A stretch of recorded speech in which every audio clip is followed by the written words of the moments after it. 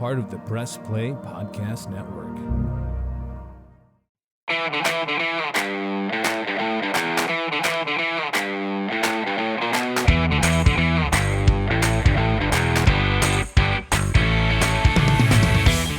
And welcome to another edition of the Reg Eye and Rhoda podcast powered by MGM Northfield Park. Northfield Park, your home for live and simulcast racing. Catch the excitement of live harness racing this week, Monday, Wednesday, and Friday through Sunday evening. Post time is 6 p.m. Friday, July 29th features the Summit County Fair Night. Post time is 6 p.m. for live racing that night. Enter the My Driver contest from 6 to 6:30 for a chance to win $100 each race, plus play ball toss for prizes from 7 to 8 p.m. We'll tell you more about Northfield Park and what else they have going on. Shout out to our producer extraordinaire, Jordan Powell, making sure all of this gets to you out there in the podcastosphere. And Michael Regai, are you ready for some NFL football? It is here, my friend. Indeed, I am, Kenny. As I always tell you, summer to me kind of drags on a little bit. It is just to way to get to the college football and the NFL season. So, we're counting down the days, almost August, which means, of course, preseason games, training camp rolling for a few weeks, and then the start of the regular season. So really ready for that to roll, Kenny.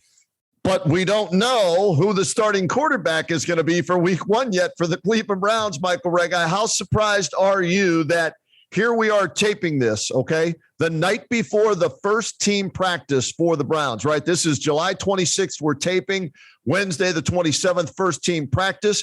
Deshaun Watson will be able to practice, but we don't know if he'll be able to play against Baker Mayfield and the Carolina Panthers September 11th. Are you surprised that we don't have a conclusion to his case yet? Kenny, unfortunately, I'm not surprised. No. Okay. I thought this was going to go into training camp, hoping I was wrong, of course, right. As each week has gone on. Well, maybe, hopefully I'm wrong, and all this will take care of itself, and we'll get a resolution to this. And here we are, as you said, a couple days left in July, training camp beginning, and feels like there's still no end in sight. So again, unfortunately, no, this doesn't surprise me at all. Kind of thought that this might be the way that things would proceed, slowly, way too slowly. Yeah, and I think Kevin Stefanski would have preferred this to be resolved by now, so he knows how to divvy up the snaps in practice as well as in the preseason games, Michael, right? With Deshaun Watson still learning the offense and getting familiar with his players, but also Jacoby Brissett, if he has to play, getting reps with the ones. Yeah, no question about that, Kenny. And I've gone back in the last couple of weeks and looked at 2017 when Brissett started a few games. And then, but more importantly, Kenny, remember the 2020 season when Andrew Luck, what was it, 19? When Andrew Luck went down and Brissett wound up starting 15 games. Now he went 7-8.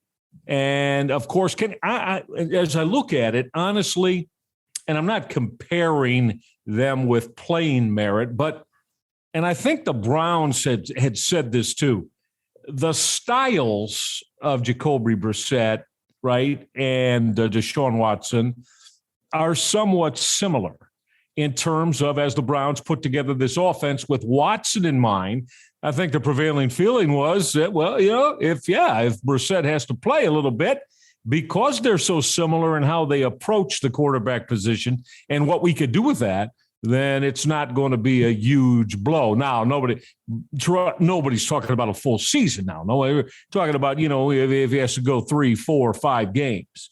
So I think that's something that the Browns look as a positive going into it with Jacoby Brissett, if that's the way it rolls, Kenny. Yeah, he's 14-23, Michael, as a starter. So he has 37 starts under his belt. So not foreign to him. Joshua Dobbs, nothing on his NFL resume to show. And because of that, they went out and got Josh Rosen. How ironic, Michael Regai. They traded the number 1 overall pick in 2018 to Carolina for a 5th or a 4th round pick, depending on playing time. and then went out and signed the 10th overall pick, who was a street free agent in 2018, in Josh Rosen, to be the third string quarterback to back up both Deshaun Watson and Jacoby Brissett. I mean, very, very strange the way that's worked out. Always strange bedfellows in the NFL, Kenny. But if it gets down to Rosen, oh boy, having to play football for the Cleveland Browns in 2022, yeah, I'm not sure I like the looks of that too much. Yeah, I think Atlanta last year, maybe he played. He was like 2 for 11 or something like that for 20 yards and 2 interceptions. So, and nobody had him on their roster until recently when they. Would you have preferred A.J. McCarron, or if you're bringing in both of these guys and they have to play, shit has hit the fan and you're up against it and it won't matter. Now, there's a good way to say it. Yeah. Again, I don't think there's too much of a difference there. I suppose I'd prefer, the slightest that you could put your thumb and forefinger. I guess if I would go with McCarron, but that doesn't mean that he's viable at helping you win either. Again, that'd be disaster time. You get down to that, because that means your third quarterback is playing football games, and that's never usually a recipe for success, Kenny, for any team in the National Football League, as we know. All right, some pre-Browns camp news that they released today, right? Well, it's been known for a while now. David Bell, third-round pick, with a foot injury on that active PUP list. Today, they also announced that Jack Conklin, right tackle, active PUP list, knee, recovering from that surgery. Denzel Ward, active PUP list, foot injury he suffered during OTAs or whatever. What it means is both will begin training camp on the active PUP list, but as soon as they pass their physical, then they can step right in and play. As long as they're not on the PUP list when the regular season starts, Michael, they won't miss any games, I guess. Yeah, that's the bottom line there. And stating the obvious, let's hope that we're not discussing this, in that first week of September. Right. Because if we are now you're with the potential situation, of missing regular season games. Not what the Cleveland Browns need by any stretch of the imagination. So, the Conklin injury, Kenny, it becomes something we got to really take a look at. Well, Chris Hubbard just hasn't been able to play either. Right. And he'd be the guy that would take over that right tackle spot if Jack Conklin wasn't able to go. So with all of them, and we know we ad nauseum, we've discussed the cornerback situation with the Browns and how that plays out with Denzel Ward. And you just want him to be on the field and be healthy and be able to be ready to go. And let's hope he is there. And for all of them, because you're dealing with Kenny now here, and David Bell. My goodness, David Bell was having a terrific, had OTAs and mini camp. And it was looking really good. I mean, he was pushing to be potentially the number 2 receiver on this football team. He or Donovan Peoples-Jones, and really liked. And I went out to a couple of the OTAs back in June. Really liked we saw David Bell. Hell, as I've told you all along, I've loved him the last 3 years at Purdue. Right, terrific. I love the Browns taking this young man. I think he's got a big time NFL future. You're going to have to be healthy and be in the football field to do that. So let's hope this is just a little hiccup with all of these guys. But we got to watch it closely, too. A couple of other moves they made. Linebacker Anthony Walker, non-football injury list with a groin injury. I'll do my Romeo Crennel. I love that pizza. He got a groin. Sheldon Day got a back. Denzel Ward got a foot. So Sheldon Day, defensive tackle, non-football injury list with a back. So those minor things there. 3 rounds of cuts, according to Daryl Ryder. We had him on the Kenny and JT show on WHBC, by the way, Monday through Friday, 3 to 7 p.m. if you want to tune into it. Daryl said 3 rounds of cuts, August 16th. They go from 90 to 85, August 23rd, 85 to 80. And then Daryl said August 30th, the big one. That's when they get down to 53, Michael. Let's take a look at this offense, Reg, as we get ready for training camp. Off-season moves, additions and departures.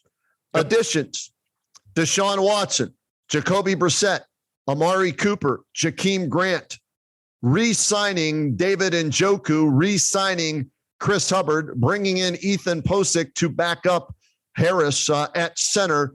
Those are the additions on offense. The departures, Case Keenum traded to the Bills. Baker Mayfield traded to the Panthers. Rashard Higgins signs with the Panthers. Ironically, he'll team up with his favorite quarterback, Baker Mayfield there. Jarvis Landry now with the Saints, gone. Austin Hooper, thank goodness, most overpaid tight end in NFL history, in my opinion. By the way, you got to catch the ball if you want to play in the NFL. Austin Hooper, he's with the Titans. Center J.C. Treader, I'm not sure where he's at right now, but he's not with the Browns. He hasn't signed with anybody yet. All right. He's still on the street. There you go. So those are the comings and goings as far as NFL players go. And then if you look offensively, you mentioned David Bell in the draft, 3rd round pick, Cade York, kicker, 4th round pick out of LSU, Jerome Ford, 5th round pick, running back out of Cincinnati, Mike Woods, wide receiver in the 6th round out of Oklahoma, and Dawson Deaton, a center out of Texas Tech, were the draft picks on the offensive side of the ball. What stands out to you, Reg, as we begin training camp with the offense? Well, Kenny, first of all, I think all of us came out of last year. We're real pleased with the Cleveland Browns, on the offensive side of the ball, certainly with the running game and the offensive line. When healthy, I think we could agree that that O-line is ranked, some would say it's the 2nd, 3rd best, maybe in the top 5 for sure in the National Football League. That's been a huge asset to making this run game what it is with Nick Chubb and Kareem Hunt. So that you like a lot. Now, as you said, the quarterback, Jay. Now I got 2 quarterbacks were brought in here last year to be the starter and the backup, as we just mentioned, with similar playing styles, which was important to the Browns, in Deshaun Watson and Jacoby Brissett. The Deshaun Watson thing is the albatross around everybody's neck, Kenny. You got to get him on the playing field.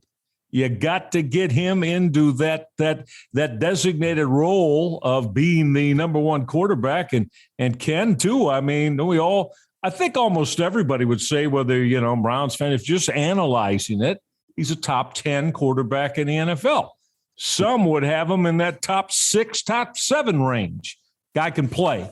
We know that.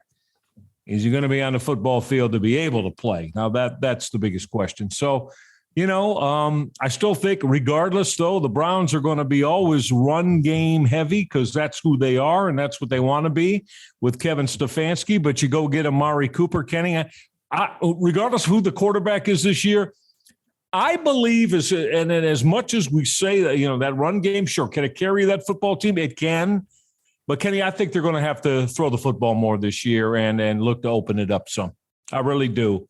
Because, NFL defenses are not foolish and not ignorant as they prepare. They know what they're looking to do in terms of, try to get the Browns' offensive quiet down. So I got to see this passing game take a big jump, Ken, this year. I think it needs it. Really do. From all the off-season rankings that I have seen, Reg, as they break it down position group by position group, right? I've seen the Browns offensive line top 5, worst top 10. And I think that's accurate. Running backs, Fair. top 3 for sure. That combination, right?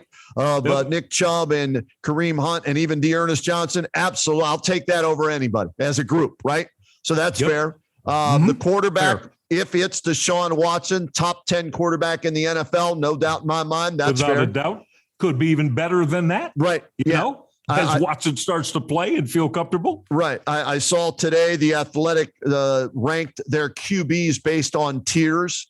Tier 1 was Rodgers, Mahomes, Brady, Allen, Herbert, and Burrow. Tier 2 was Watson, Wilson, Stafford, Lamar Jackson, Prescott, Carr, Murray, and Matt Ryan. So he's up there in the top 10, no question. Sure he is. Yeah, sure. Okay. nice backup if he's playing 2 or 3 games in Jacoby Brissett. So you like the quarterback room, right? From that standpoint. I do. Yeah, not if he has to play 8 to 10 if you're trying to win this year. Okay.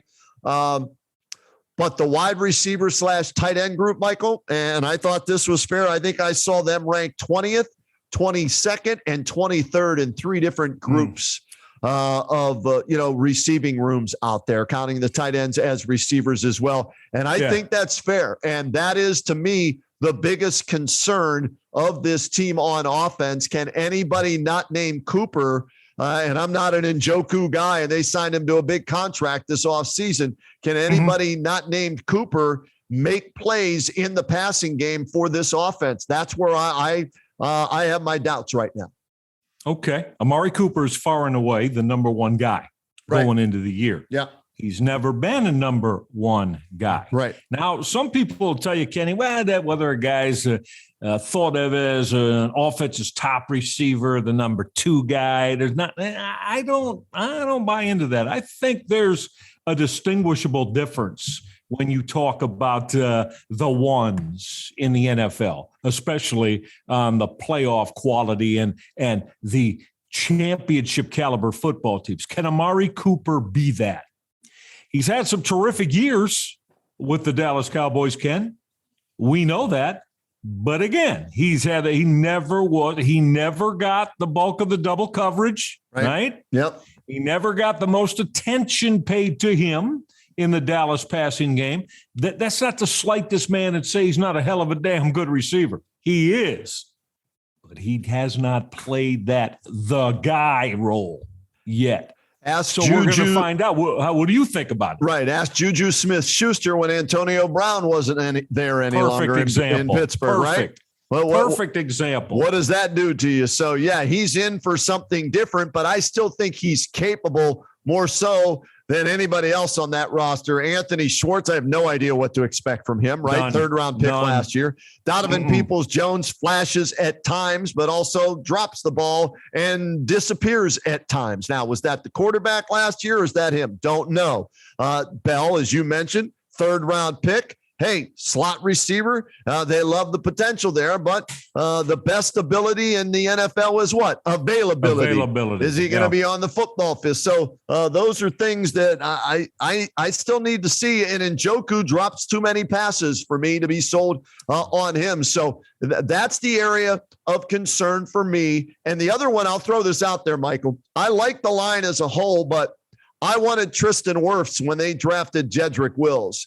And I think there's still, the jury in the Deshaun Watson case, I guess you could say, and on Jedrick Wills, still out on Jedrick as a left tackle for the Browns. That's something I'll be keeping an eye on as this season unfolds as well.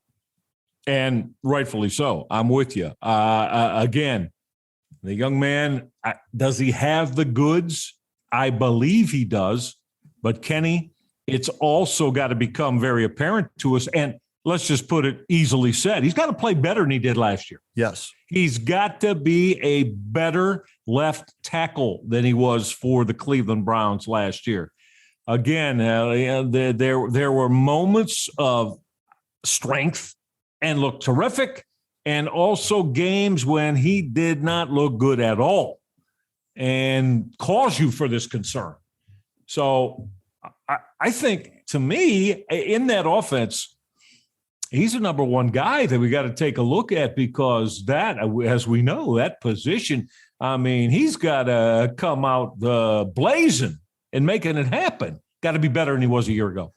Without question. So all of this, though, hinges on Deshaun Watson. And as we tape this, we don't know how many games he's going to be suspended, if he's going to be suspended. Will there be an appeal? We're still awaiting word on that. So why don't we pause here, go to a break, Reg, since we don't know any more than that. We've given you our thoughts on the offense. And when we come back, let's look at the defense, the comings and goings on defense and special teams, and break down that as they begin training camp in Berea. Full team practice, first one on Wednesday, July 27th. That's next here on the Reg Iron Rhoda podcast on the Press Play Podcast Network, brought to you by MGM Northfield Park. Hey, the Roadman, Kenny Rhoda here, and Northfield Park is your home for live and simulcast racing. Catch the excitement of live harness racing this week, Monday, Wednesday, and Friday through Sunday evening. Post time is 6 p.m. Remember, Friday, July 29th features the Summit County Fair Night. Post time there is 6 p.m. for live racing. Enter That's My Driver contest from 6 to 6:30 for a chance to win $100 each race, plus play the ball toss for prizes from 7 to 8 p.m. Weekly Sunday handicapping contest featuring Saratoga. Top prize there is $500 each week. Registration for that begins at 11 a.m. Open early every day for simulcast action and free admission and free parking every day at Northfield Park.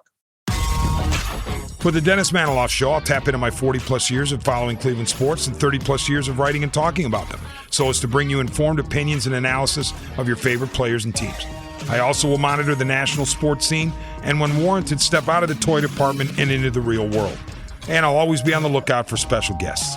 By all means, join us. Hey everyone, this is Mike Voorhees. And I'm Brian Shaw. No, not the pitcher. We're the Guardians of the Land MLB podcast, formerly a Swing and a Tribe. Don't have time to watch 162 games of baseball? We do. We have you covered with recaps of the games, stats, and analysis throughout the MLB season. Subscribe now to Guardians of the Land and press play pods for all your Cleveland sports analysis.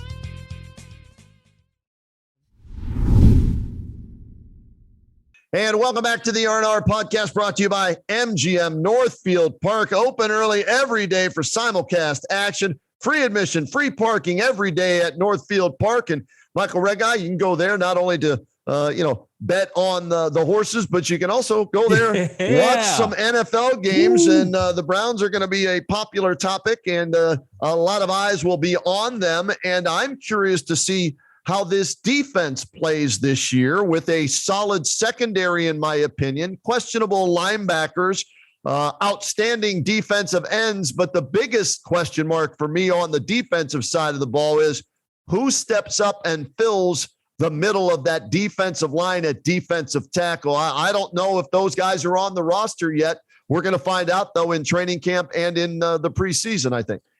The rook they drafted out of Oklahoma, I think Perion Winfrey is going to get a big-time shot, isn't he, Kenny? Yeah.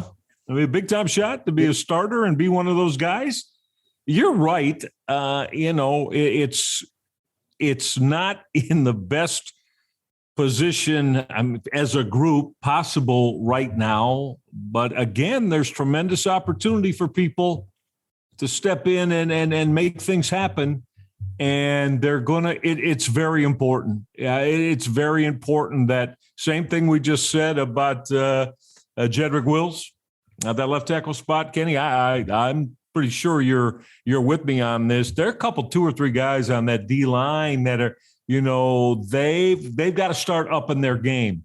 They got to step up in their game to stay in the National Football League, to be considered as a guy who can get the job done for you in a front 3 or a front 4, whichever the case may be. And the Browns, I think, have multiple of those guys. Jordan Elliott got to play better. Is at the top of my list, Rich. I think Jordan Elliott. Okay, yeah, he's got to step up and show if he belongs or not. You mentioned Perion Winfrey, Tommy Togiai, who they drafted last year out of the Ohio State University. He needs to step his game up. As far as additions to the defense, Michael, nobody at the defensive tackle spot that I remember. Clowney's back. They traded for Chase Winovich, but they're right. DNs, right? They're DNs, yeah. Linebacker Anthony Walker re-signs. Ward gets the extension. Ronnie Harrison re-signs. So those are the additions on defense, along with Alex Wright in the draft, the defensive end out of UAB.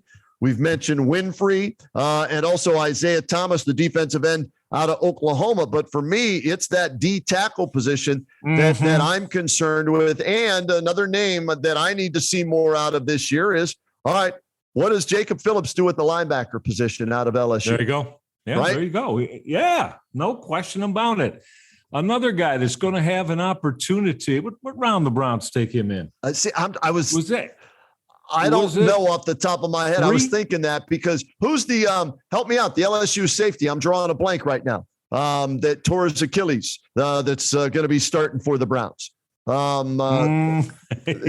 I know. Out of sight, out of mind, right? Like it'll come to me here. Oh, here we go. Yeah, no.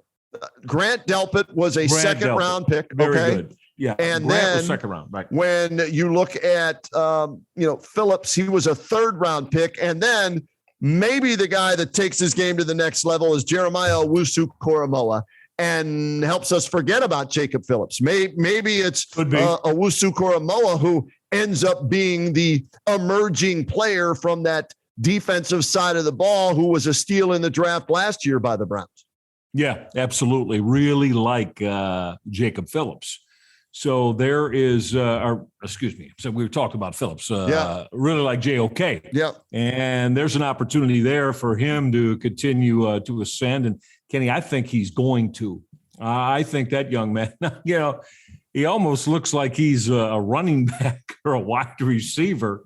Haven't seen as if he's bulked up any this year. But, the guy is a hitter. He's a tackler. He's around the football. And I think he's the kind of guy that is going to be someone that the Cleveland Browns really, really look to be a huge part of what they're doing defensively. But there's no question about, as we said a moment ago, this down 4, they are really going to have, I think, the hot microscope on them, Kenny, both individually and as a group, because it's got to shine. I mean, it's got to shine. If you're going to be a complete defense in the NFL, I mean, you got to have it. You got to have it come into play up front, right? Yeah. No, absolutely. Yeah. When you look at things as far as the defense goes, offensively, if Watson plays, right, you're expecting them to get you 24 points minimum a game, right? At least in my opinion. If you can have a defense that can hold opponents to under 20 points, then you know what? You got a shot at winning a lot of games. And for me, Delpit, out of sight, out of mind, forgot about him, right? He played 15 games last season. Had 66 tackles. I'm looking it up, 1 pick. Well, the year before didn't play because of the torn ACL. So, does he step his game up and prove that he's worthy of that 2nd round pick along with Owusu-Koramoah? And does that help take the pressure off of Phillips and off the lack of defensive tackles that they have on this team? Because if they're healthy in the secondary, Reg, they're pretty doggone good on the back end, right? Yeah, they are. Yes, sir. Last year, when you drafted him, Greedy Williams, if he can stay healthy, Denzel Ward, if he can stay healthy, right? And the safety. So I like the back end. Linebackers, okay, step up JOK and Delpit, and let's see what happens on the D line with the 2 guys on the outside getting after the QB, but can they stop the run on the middle of that D line? Yeah, they've got a chance, I think, Kenny, to make strides and be pretty damn good. Can they be a top 10 defense? What did they finish last year? I remember. I'm drawing a blank at just numerically in terms of ranked defenses last year. Where were they? Were they mid to low teens? That rings a bell to me. All right, I'll look somewhere in there. That's fine. Go ahead. I'll see if I can find it. Yeah, look it up. Yeah, go ahead. But the point is I believe they've got a shot to be improved and real impressive. And the reason I say, Kenny, because most of these guys are young guys. They had a young defense, Ken. I mean, who's played over 5 years in the NFL? Really, that's of significance in that defense. Oh, boy. Ronnie Harrison. Yeah. Ronnie's about his 5th, 6th year. Is he not? Walker? Right. I don't know. How long has Anthony Walker been in the league? I don't even know. About the same. But it's a young, evolving defense.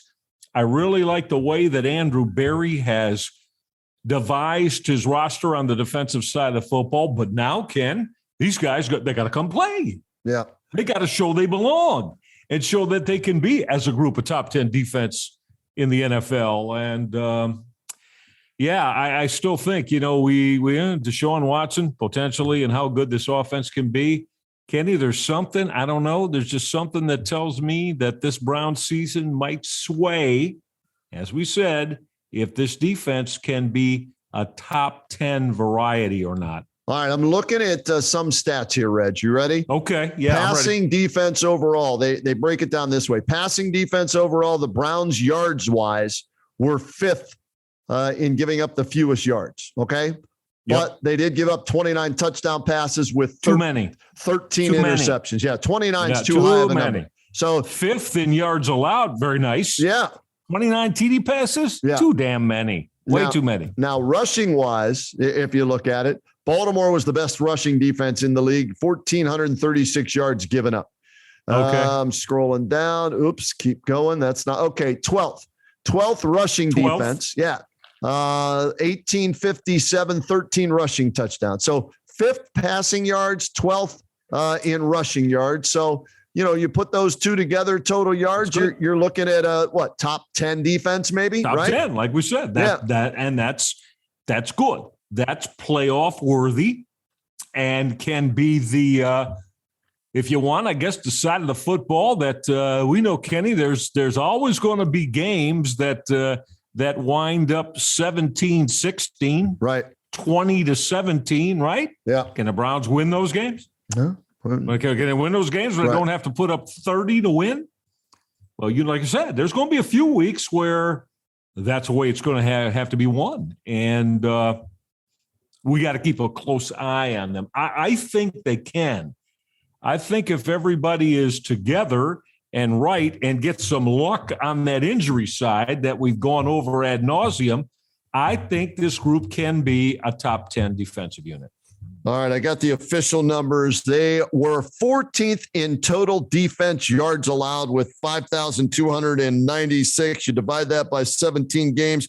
They gave up 312 yards a game defensively last year, which was 14th overall in the league. So top half. Top half. Yeah. Top half of the league. Not bad. So let's see, right? What year is this for the defensive quarters? This year number 3 for Woods, right? 3. Yeah. Yep. So, 4. This should be a make or break year for Woods, right? Hot seat. Mm-hmm. He's sitting on the hot seat. What can he do? Right? He's got 2 bookends rushing the quarterback who combined for 20 sacks last year, whatever it was.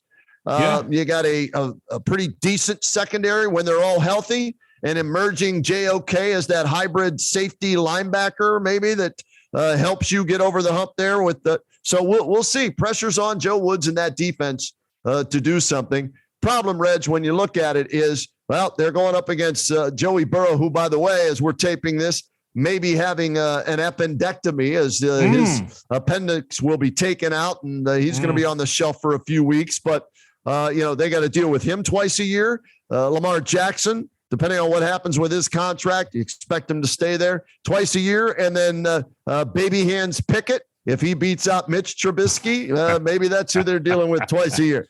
So let me ask you this. Yeah. You just mentioned about the quarterback rankings have been coming out.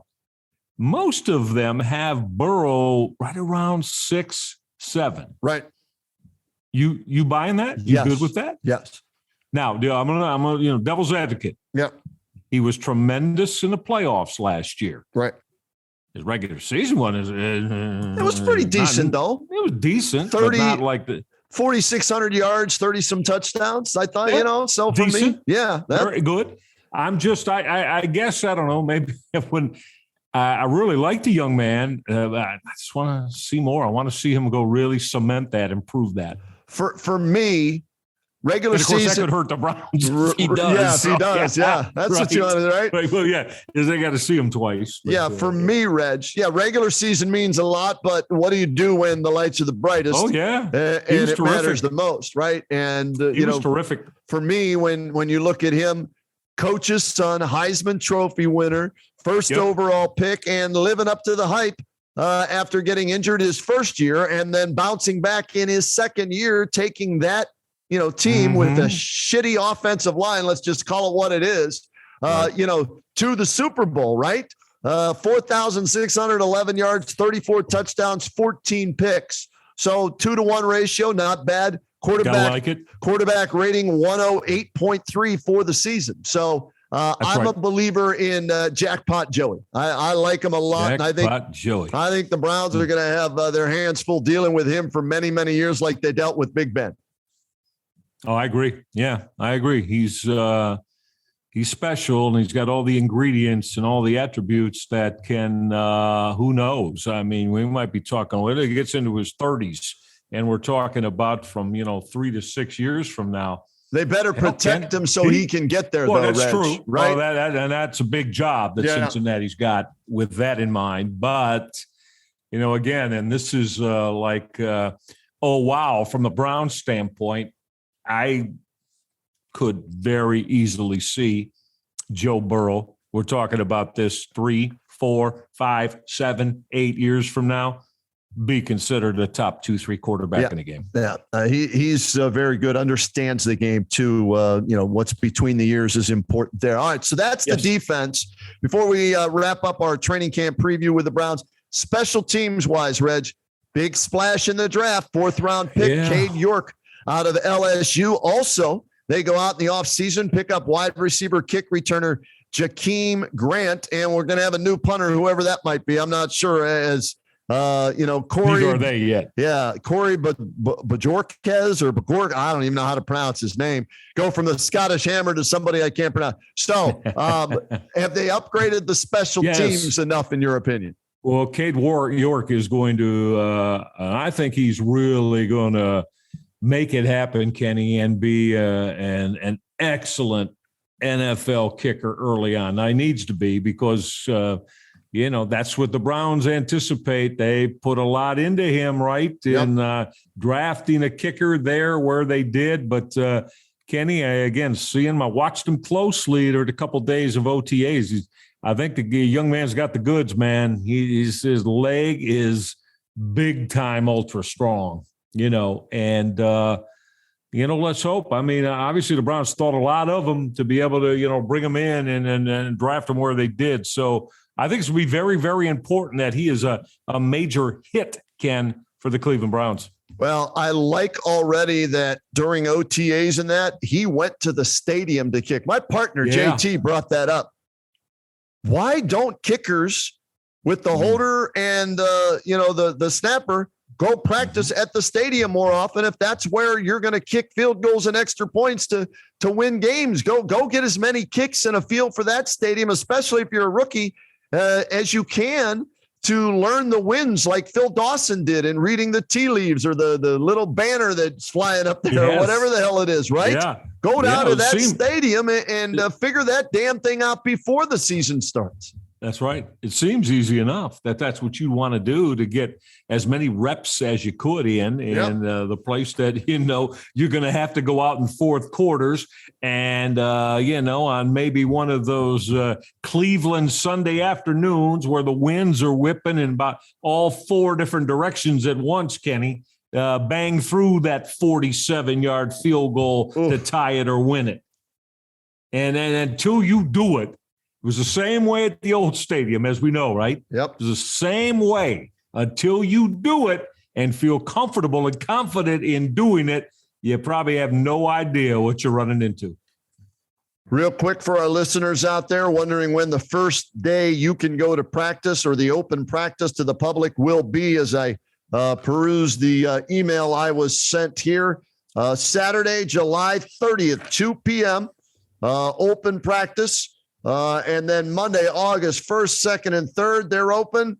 Friday, August 5th, 6th, and 7th, they're open. Go to clevelandbrowns.com for more days on when you as fans can try and get in to see the Browns practice before they start playing the preseason games and get to the regular season. And, of course, OIC at Carolina against possibly Baker Mayfield to open up the 2022 Isn't that season. Incredible? It is amazing. That's the way that could play out. Amazing, Reg. I could see game-winning drive. Baker Mayfield down the field throws a post pattern to Hollywood Higgins as time runs out, and the Browns fall to 122-1 or whatever the hell their record is on opening day. Right? I could see that happening. Oh, well, that's a nightmare of epic proportions. Especially if it's Jacoby Brissett or Josh Rosen at quarterback. I could see that happening. Well, yeah, there you go. I mean, which unfortunately is a distinct possibility. Yes. And the next time you and I get together, partner, I think the next time we get together as we roll into August here and get set to go for that first preseason game, right? Yep.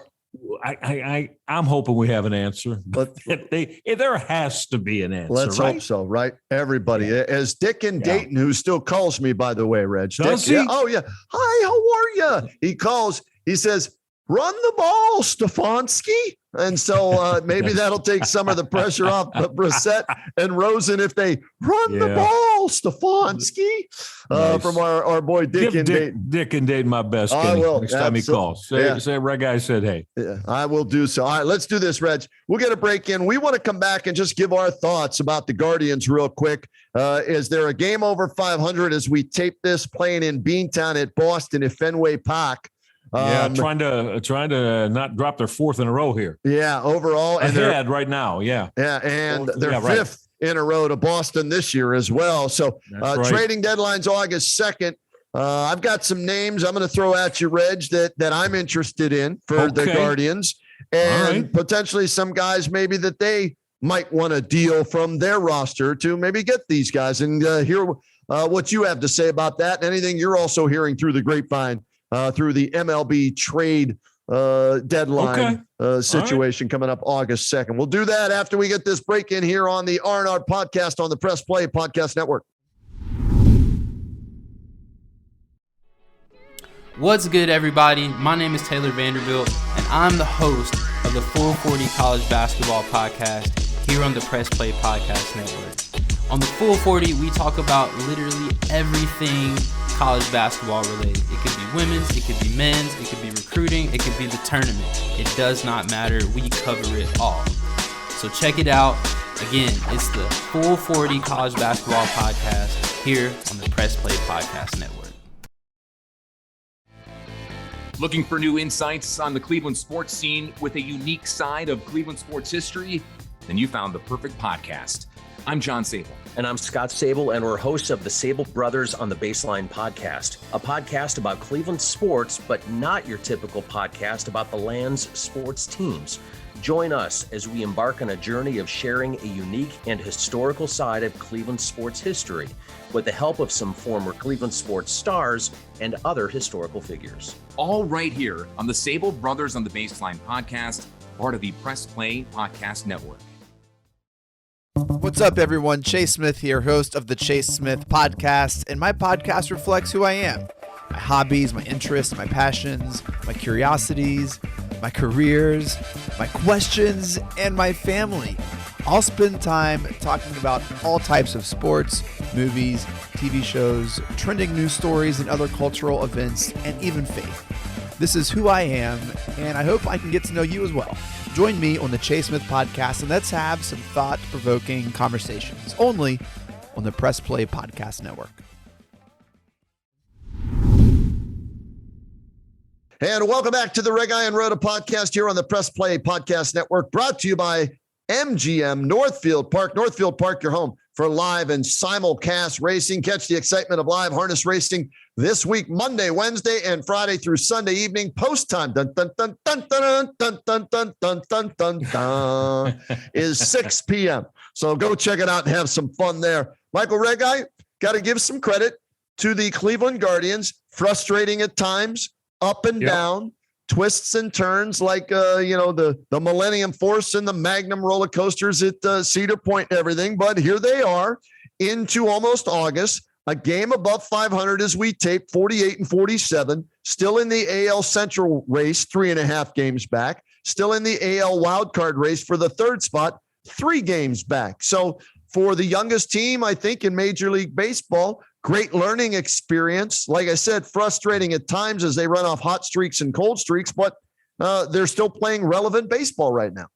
They really are. And Kenny, you and I said this right from the get-go. I think we both had them. And when we did our MLB preview show back in March, both had them finishing around 500.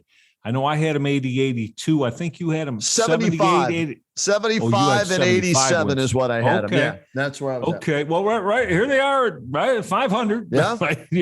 Through 95 games. Ken, I'm big on this. You and I have been together long enough. When you hit 90, 95 games, this is who you are. Right? This is what you are as a baseball team. The Cleveland Guardians are a 500 baseball team. I expect them, Kenny, in the next, 62 and 67 games. It wouldn't surprise me if they went 34-33, 33-34, 35-32. You get what I'm saying. Yeah. So is this going to be enough to, get them a playoff spot through the American League Central? Kenny, it's they're a fun baseball team to watch. I mean, nobody expected them to, as we just said, to come out and be a 90-95 win team and run away with the AL Central, but they've got, because of the division, Ken, right? As happened a lot of times. Amen. Now, what can they do? Can they, and as you're going to set up, what can they do to enhance themselves? I'd like to see them go get an outfield bat, Ken. Okay. How about you? I want a catcher, Michael, that's not hitting less than my weight is what I want. All right. Can we get a damn catcher that's not hitting $147, $152, $161? Please. Come on now. Luke Maile, Austin Hedges, Lavastida, whatever his name is. Sandy Rose or Leon Rose or Leon Sy, all these bums that they have catching at the major league level. Can we please? And I know the average for a catcher in major league is 220. Okay. So it's not like you're looking for somebody to hit 300. But they're 50 points below. That's right. Dog shit is what Sindelar would tell me. Okay. We can say that here on the podcast. They suck. And they do. So for me, two names: Sean Murphy of the A's, Wilson Contreras of the Cubs. Ooh, what would it take to get Contreras, though? I mean, the Cubs might hold you hostage to try to get him. They might want. Hey, what the hell do you think you're going to do with Contreras? They might want 5 or 6 prospects. You got to give up some good players to get him behind the plate. There you go, Harry. So, I hear you. I mean, he's making 9.6, but here's the thing, Reg. He's an unrestricted free agent at the end of the year. How long does he sign through? This is it. So at the end of this season, yeah, that's it. I looked it up before we taped, man. 23. He's in a UFA, unrestricted free agent. So if they're, if they're not going to be in the thick of things or have a chance to win the World Series, they may want to get something in return for him. And if you're the Dolans, who are cheap, let's be honest, third lowest payroll in all of baseball this year, right? Yep. Guess what? You don't have to pay 9.6. You only have to pay 1/3 of that with the games remaining, basically, Reg, right? So you're on the hook for $3.2 million. Now, will they do that? I hope they would be willing to do that. You would hope so. To better this team. Talent like him. Absolutely. At that premium position, you sure would hope so, but it's going to take things that they have not been willing to do before with that. How about a couple? I mentioned outfielders. Yeah, go ahead. And one is close to you. I think Andrew Benintendi would look good with he's having a real good year with the KC Royals. Indians have seen him a lot, of course, in the division in his career. Just 27 years of age, Ken, hitting close to 320 right now. Doesn't hit a long ball a lot, but hit extra base guy. He does 17 doubles on the year. I really like him. Again, and the home run power is not there. And the other guy I really like that I wanted to ask you about, I've been watching your guy from your Buccos, Brian Reynolds. Yep. Give me a scouting report. What do you think? I'd take him in this outfield in a heartbeat, Michael Regan, right? Good to hear. He's got some power. Switch hitter. Yep. And so saw him hit 3 bombs earlier this year at PNC Park and everything like that, based on what I've seen from this outfield. Franmil Reyes. He's a human windmill. Sindelar would call him, right? Strikes out too much and is overweight, can't play the outfield. Josh Naylor can't play the outfield because he's overweight, still recovering from the injury. I'm not expecting him to, right? Miles Straw's been a disappointment in center field this year.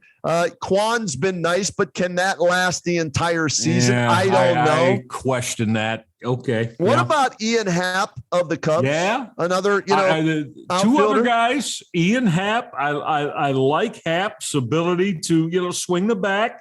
I think he'd help the Indians in that respect. And the other guy I've been looking at, in addition to Happ, who also is a switch hitter like Reynolds, right? So you like that with Ian Happ. And at least there's no extension talks going on with him right now in the Chicago Cubs. Right. Yeah, right. And the other guy, Kenny, I really like for the American League with the Baltimore Orioles, who've really played well, but I think you could get Trey Mancini. Now tell me about him. I don't know much about him, Reg. I'll be honest with you. Well, plays corner outfield. Okay. And also spends time at first base. All right. Let's see. I think he's got an option for next year. All right. But again, though, you'd be looking at him potentially. He could opt into testing the free agent market. Right. But I don't know. I mean, you go get him. You tell him how much you love him. And I think he's a guy that, is a 275, 280 guy. Okay. With some power that can hit the ball out of the yard. And I think he hits in the middle of the order with the Orioles. I think you could. I'd love to see him hitting the 5-hole here for the Guardians. So there's a couple of guys that I'd like that are on that are there for the taking. That throughout MLB are said to be they can be had. So go get them had. Yeah. How's that? Yeah, because you need a damn bat. You got to do. get a bat here. Reg, yesterday's game. Twice early in the contest. First and second, Hedges comes up, strike 3. Second and third, Hedges comes up, taps one back to the pitcher. Nobody on base later in the game, he gets a single, right? For me, Sean Murphy, I'm focusing on Murphy, and Andre Knott told me that's a guy, that he's hearing some rumblings about. Here's why. $725,000. That's what he makes, right? Arbitration years 1, 2, and 3 still there. The Guardians love that, right? They control him for 3 more years. What do you have to give up with Sean Murphy? Well, would you be willing to give up an Ahmed Rosario, who's having a fine season, 294, 4 homers, 33 ribbies? Yes, you got 35 freaking shortstops in the entire farm system that you've drafted. Give up Rosario, who you got in that Lindor trade. Go get a Sean Murphy. Zach Plesac's name, thrown around out there, according to some baseball people. 2-8, 4.09 ERA, not getting a lot of run support this year, but 27 years old. Somebody might like him. And if I can get somebody to take Franmil Reyes off my hands, is a great dude. Love him, right? Nice guy to talk to and all that. But damn, you make contact. Go the other way, big fella. Come on. That's never going to happen, Kenny. Let's be honest. If you played, I've said this before, I know he can hit you 25 bombs maybe. But Kenny, if you played him 150 games, I guarantee you'd be looking at from 180 to over 200 punch easy. outs. He might set the MLB record if he got that opportunity. Yes, very easily could. Yeah. So I don't know. Again, that's just not my cup of tea. A guy who, but he can hit the long ball. Yeah, but he hits 210 and punches out 180 times. Right. I don't see that as beneficial to a team's offense. That's me. But Kenny, they got to go get a guy. Yep. And you're kind of focusing in on the catching situation, aren't you? Yes. Somebody that can hit above the Mendoza line, please. All right. Well, please. Right. Yan Gomes, best offensive catcher they've had, right, in the last how many years? Roberto Perez, I think, had a 20 home run season one year, but then he couldn't hit over 200, and he was always hurt. So, go get me a Contreras or a Murphy, right? Murphy. And one of those two. And you know what? Here's the thing. I know they have Bo Naylor waiting in the wings in the minor leagues. They're high on the Naylor kid, right? Josh's brother. He ain't ready this year, though, right? And he won't be ready next year either. Right. And so I don't think. I think we're looking at 24 with him. Murphy's 27, right? Yes. Hey, if you're able to swing a deal for him, again, you control the next 3 arbitration years with him before he becomes an unrestricted free agent. He's maybe the mentor to Bo Naylor, or if you think Naylor is closer, well, then you get Contreras for the rest of this year. Maybe sign him to a contract next year to be that Crash Davis for Bo Naylor, and bring Naylor along. So they got to shore up the catching. But I know defense matters, but they're still not good defensively, those guys. They're not throwing guys out on stolen bases, and this starting staff has been a disappointment. Maybe some of that's with the catching and the games they're calling there as well, Reg. So for me, get me Contreras or Murphy. And not only does that help you this year, I think it helps you for the future possibly as well if you get Murphy. So that's where I would focus on if I'm Chris Antonetti and company. And I would consider Rosario, Plesac, Reyes as 3 tradable commodities at the big league level, along with some of those minor league prospects they supposedly are loaded with. Sure. Well, I'm down with that with you, Contreras or Murphy, because you're right. They need to upgrade there. But go get that corner outfield bat. Okay.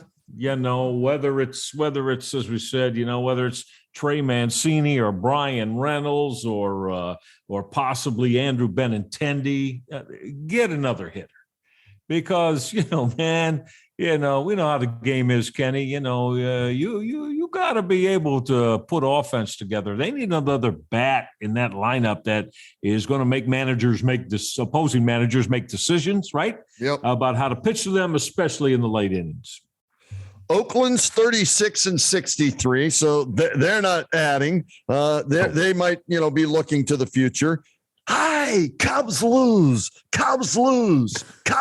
again. What are they now? 40-57, so they suck.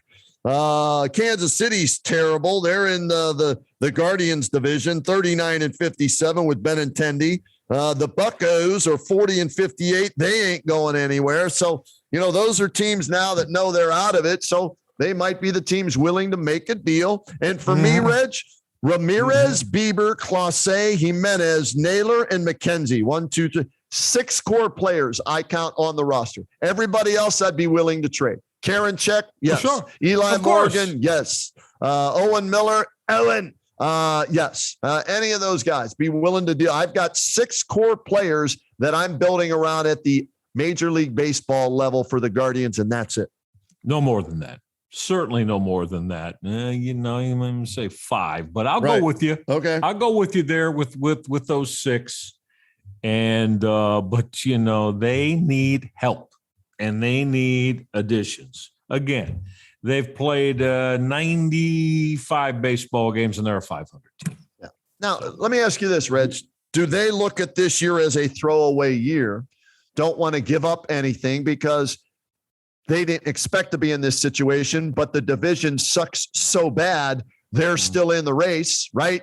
So do they say, hey, we're just going to roll with what we have and see how we do? The future is what we're looking towards. And so we don't want to give up any of those prospects. Do you think that is the mindset? Or do you think, hey, no, let's capitalize on this opportunity possibly to win the division, because I don't think they're getting in as a wild card, and see what happens and get some of these guys some postseason experience at least.